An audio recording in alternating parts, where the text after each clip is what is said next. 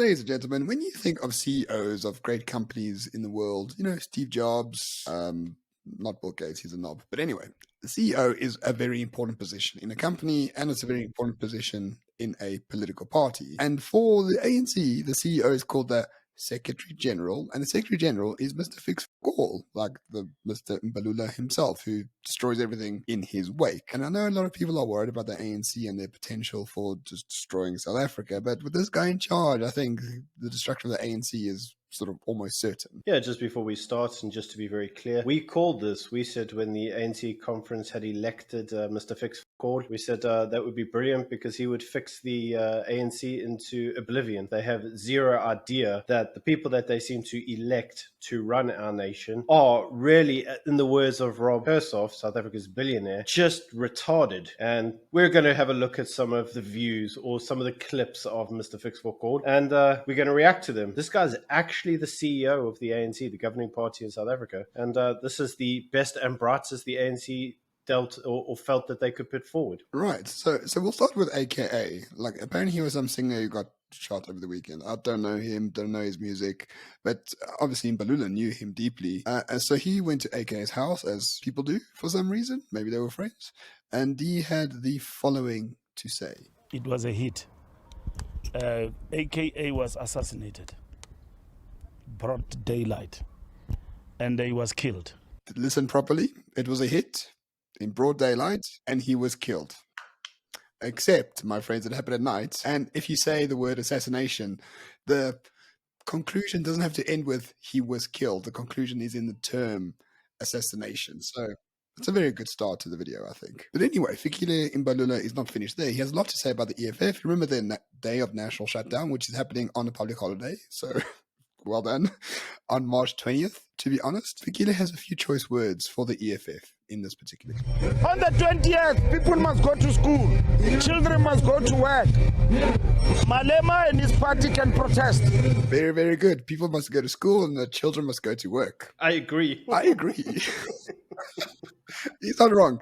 Children are generally more intelligent than most adults we know, and therefore adults must go back to get educated because it was a failure the first time around. Well, if we're talking about ANC adults, then I think we can all agree with that one. They should probably all go back to school. I think this one's brilliant. Just for context, the national shutdown, Juju went on TV and said nobody will be going to school on the day of the national shutdown. And for those of you who were a little bit astute, you would have been like, yeah, that's because it's a school holiday, you twist. Yeah.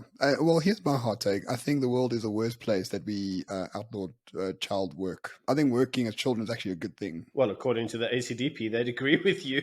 If you recall my interview, they were like, kids need to go out there, get a job. I fully agree. Like after like 12 or 13, I think it should be not mandatory, but I think it should be legal. Like work as a cashier. All these like Sands and Kugels who are on TikTok now or on OnlyFans, they should have been Checkers cashiers when they were 12. Totally different type of person. They wouldn't be on TikTok all day. They would actually know what work means. I disavow myself out of all of this. I am not with this man. Oh, what? So you like TikTok and OnlyFans? Degenerate. Hey man, if you can't beat him, join him. I've seen your OnlyFans, and don't you look hot, eh? Yeah, that was supposed to be a secret. Anyway, so Mbalula, back to the CEO of the ANC, he was very vocal during the coronavirus. Right. And he said, it was very dangerous, but the airplanes have a plan to deal with coronavirus. This is what he had to say. Because in the airlines, all our airlines are fitted with HEPA, high efficiency particulate air filters. So because the airline is unlike a taxi, once you are in it, you fly, and therefore for 2 hours, and then you are compressed inside it. So the filter is able to eat any form of virus, including coronavirus, inside the aircraft. That kills me all the time. So, an airplane is not like a taxi. Thank you, Fikile. We didn't know that. Except it is kind of like a taxi because it does transport you from one location to the other. Yeah. But the key difference, of course, is the HEPA. It makes you compressed and it eats the virus. Maybe it's true. I don't know. I really want to know how it compresses you. Because when you get to the other side, are you like, do you have to be re-inflated? Has this guy used an aeroplane? Like, I am seriously concerned that our Minister of Transport has never used an aeroplane. I think this explains so much when we look at the transport system and then we look at this guy as the Minister of Transport. It explains so much. Yeah, well, at least we know that aeroplane is not like a taxi. So very good, very good. I mean, the taxis do compress you, but at a very sudden speed, and you tend to die.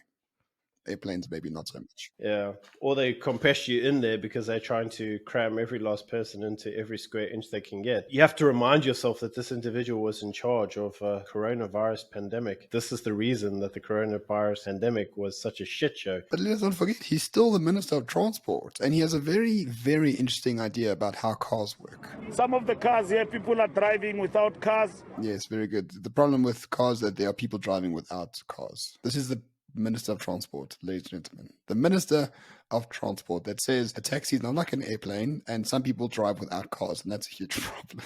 What can I say?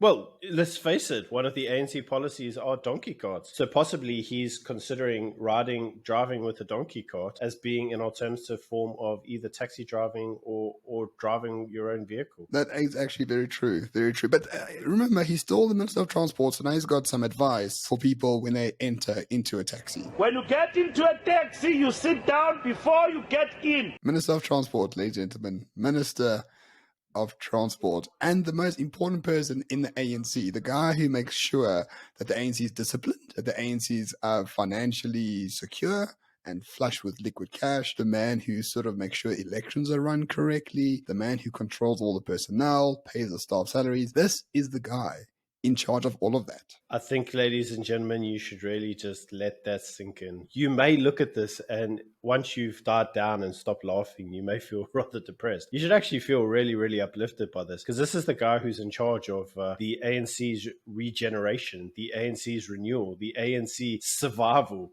This is the guy who's in charge of keeping the governing party alive. I don't hold on much hope for the governing party surviving, mate.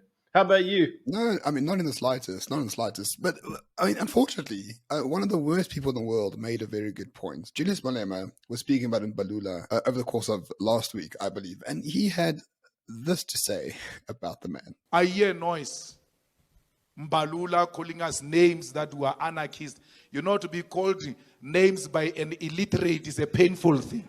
He must first go to school before he call us names first. It seems like Julius Malema and Mbalula agree. People need to go to school, and maybe Mbalula could be the first one to go to school.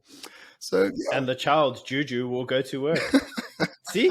It was actually all planned. It was an accident. So, ladies and gentlemen, the CEO of the ANC has recently also done a press conference whereby it was his responsibility to communicate to the country what had been communicated around the rolling blackouts being experienced at Eskom.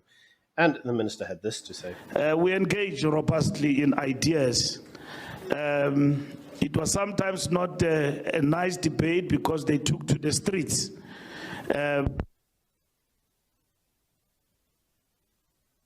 That's load shedding there, quite ironic. So you can see there, that is someone who has never ever experienced blackouts. He never looks on Eskom's push to see like what time blackouts hit his area, because as we well know, Cyril, gives money to ministers to ensure that they are on 24-hour call. Therefore, they got money for generators and solar panels and all that at their houses. So at the end of the day, ladies and gentlemen, this is the CEO of the ANC. This is the person who's going to dictate how the ANC does in the next 5 years. Are you going to let this utter retard determine what you feel about this country? If you do, we can't be friends. I'm sorry.